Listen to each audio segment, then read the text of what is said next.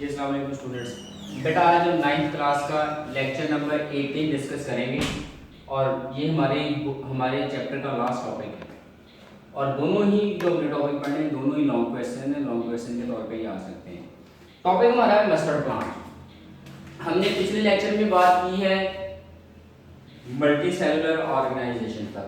हमने cellular organisation पढ़ी, उसके अंदर हमने पढ़ी यूनिसेलुलर ऑर्गेनाइजेशन, कॉलोनियल ऑर्गेनाइजेशन और मल्टी सेलुलर ऑर्गेनाइजेशन। अब मल्टी सेलुलर ऑर्गेनाइजेशन की एग्जांपल हमने ली थी मस्टर्ड प्लांट और फ्रॉग। अब हम उनकी एक्सप्लेनेशन की तरफ चलते हैं कि वो है क्या, मस्टर्ड प्लांट क्या है और फ्रॉग को मतलब उनके कैरेक्टर्स कौन कौन से होते हैं। तो बेटा अगर हम मस्टर्ड प्लांट की बात करें तो सबसे पहली चीज इसका कॉमन नेम। सबसे पहली चीज तो हमारे पास आएगी इसका कॉमन नेम। तो इसका कॉमन नेम है मस्टर्ड प्लांट। मस्टर्ड प्लांट ये उर्दू में इसको कहते हैं सरसों का पौधा। ठीक है, सरसों का पौधा कॉमन नेम इसका मस्टर्ड प्लांट है। साइंटिफिक नेम जो है इसका जो साइंटिफिक नेम है, साइंटिफिक नेम इसका है ब्रासिका कैम्पेस्ट्रस। साइंटिफिक नेम है ब्रासिका कैम्पेस्ट्रस। बेटा साइंटिफिक नेम लिखने का तरीका होता है, साइंटिफिक नेम लिखने का तरीका होता है। अगर हमने उसके लिए जो चीजें फॉलो की जाती है ना, सबसे पहली चीज कि अगर आप किसी भी ऑर्गेनिज्म का जो साइंटिफिक नेम है वो लिख रहे हो कंप्यूटर पे अगर आप टाइप कर रहे हैं तो आपने फिर क्या करना है, उसको उन अल्फाज को उस नेम को टेढ़ा कर देना है।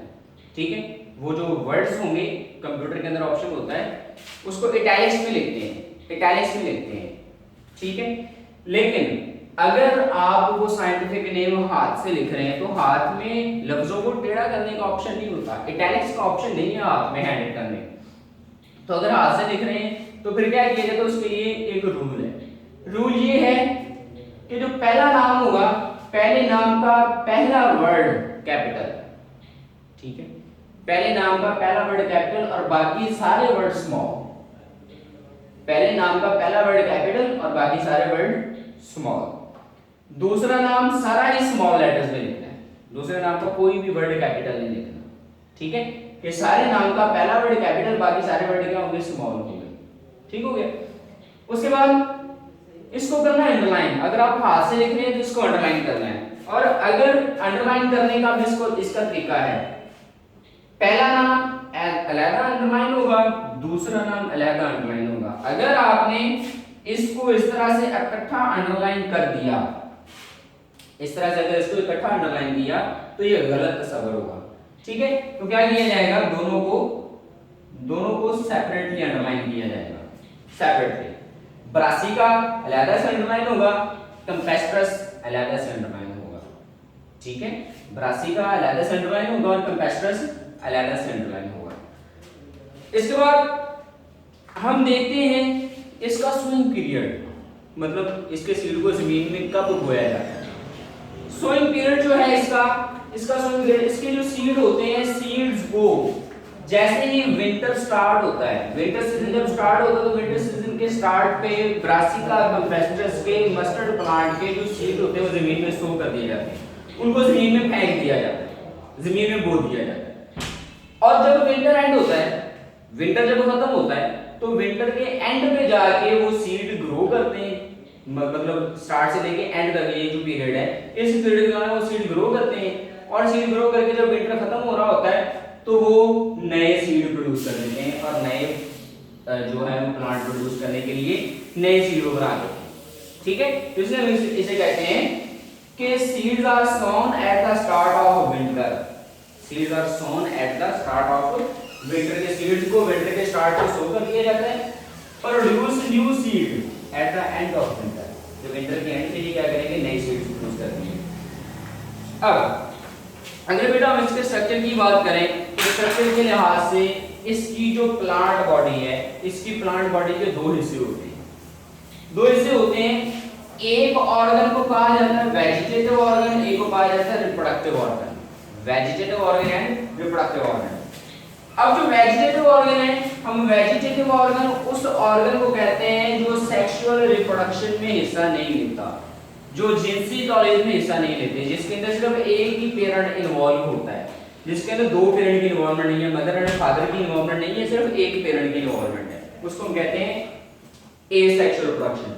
ठीक है, तो ये जो वेजिटेटिव ऑर्गन होते हैं they do not take part in sexual reproduction, इनका सेक्सुअल रिप्रोडक्शन में किसी किस्म का कोई भी हिस्सा नहीं होता। एग्जांपल क्या है? Root, stem, leaves and branches. ठीक है, root, stem, leaves and branches, ये जो चार हिस्से हैं पौधे के, ये चारों के चारों हैं वेजिटेटिव ऑर्गन। इन चारों का सेक्सुअल रिप्रोडक्शन के अंदर किसी किस्म का कोई भी रोल नहीं होता। ठीक है, दूसरा ऑर्गन है रिप्रोडक्टिव ऑर्गन। जो रिप्रोडक्टिव ऑर्गन होते हैं, हम रिप्रोडक्टिव ऑर्गन उस ऑर्गन को कहते हैं जो कि सेक्सुअल रिप्रोडक्शन में हिस्सा लेते हैं। ठीक है, जैसे कि फ्लावर है, एग्जांपल हमारे पास है फ्लावर। किसी भी पौधे का जो रिप्रोडक्टिव ऑर्गन वो फ्लावर होता है, क्योंकि फ्लावर के अंदर पॉलन ग्रेन्स बनते हैं, फ्लावर के अंदर पॉलन ग्रेन्स बनते हैं।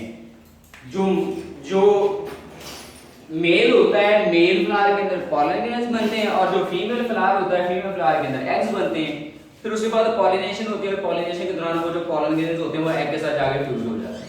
ठीक है, तो इसलिए क्योंकि दो पेरेंट की इन्वॉल्वमेंट आ गई, इसलिए इसको कहेंगे सेक्सुअल प्रोडक्शन। तो रिप्रोडक्टिव ऑर्गन क्या करते हैं? सेक्सुअल प्रोडक्शन में हिस्सा लेते हैं। एग्जांपल क्या है इसकी? फ्लावर। ठीक हो गया। Next one, frog. फ्रॉग को भी इसी तरह से, पहले इसका साइंटिफिक कॉमन नेम है, कॉमन नेम इसका फ्रॉग ही है। Scientific name Rana tigrina, scientific name इसका है राना टिग्राइना। अब इसको भी लिखने का तरीका है उसी तरह से, राना जो होगा वो अलग अंडरलाइन होगा, और जो टिग्राइना है वो अलग अंडरलाइन होगा। ठीक है, राना को अलग से अंडरलाइन करना, टिग्राइना को अलग से अंडरलाइन करना। ठीक हो गया।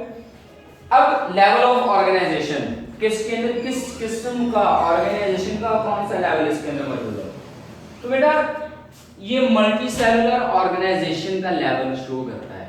जो फ्रॉग है ये मल्टी सेलुलर ऑर्गेनाइजेशन का लेवल शो करता है, मतलब इसकी जो बॉडी है वो ट्रिलियंस ऑफ सेल्स से मिलकर बनी हुई है, ट्रिलियंस ऑफ सेल्स। ठीक, अब क्योंकि ये मल्टी सेलुलर ऑर्गेनाइजेशन शो कर रहा है, तो हम देखेंगे कि इसकी बॉडी के टिश्यूज कौन कौन से होते हैं। एपिथेलियल टिश्यू जो कि इसकी स्किन बनाएंगे। ठीक है, जो एपिथेलियल टिश्यू होंगे वो क्या करेंगे? वो इसकी स्किन बनाएंगे। मस्कुलर टिश्यू, जो मस्कुलर टिश्यू होंगे वो इसके मसल्स बनाएंगे।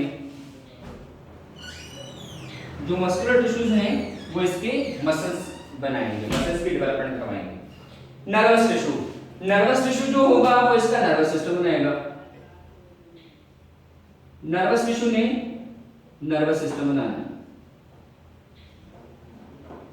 ठीक है, और जो ग्लैंडुलर टिश्यूज होते हैं, ग्लैंडुलर टिश्यू मुख्तलिफ किस्म के मटेरियल की सिक्रेशन करते हैं।